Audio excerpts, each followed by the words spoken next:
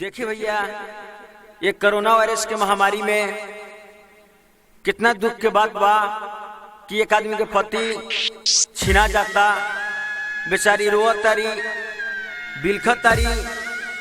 आ देखी कौना भाव में आ कैसे कहत तारी, एक गीत के माध्यम से रघुआ से सुनी।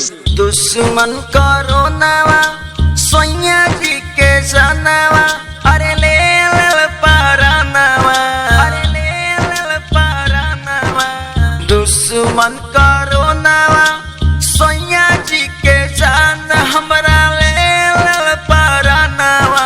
बलमुआ बिना सहजनवा बिना सुना लागता भवनवा।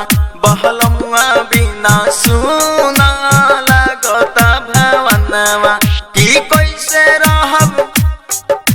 कैसे रहब निक नहीं लागे सना सरवा। की कैसे रहब निक नहीं लागे सना सरवा। बहलमुआ बिना सुना लागता भवनवा। बहलमुआ बिना सुना लागता भवनवा। देखी भैया, सब कुछ घर, कोठा बाड़ी, खेत खरिहान सब कुछ बा, लेकिन क्या कहिए भैया, बीमारी पकड़ लेला के बाद में सब सुनसान लगता। क्या कहिए भैया, बड़ी दुख के बात बा। कोठा हमारी सब का होई विधाता, पति जब केहू के छीनाता। कोरोना बीमारी ऐसन भेल बा विशाल जी, केहू के कुछो ना बुझाता। की बारी बारी ले ली है सबके जनवा। की बारी बारी ले ली है सबके जनवा। बलमुआ बिना साजनवा बिना सुना लागता भवनवा। बलमुआ बिना सुना लागता भवनवा।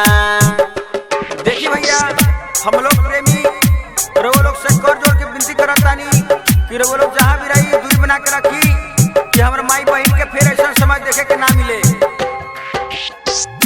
कैसन बीमारी आयो बाके विधाता, लगे नहीं केहू बच जाता।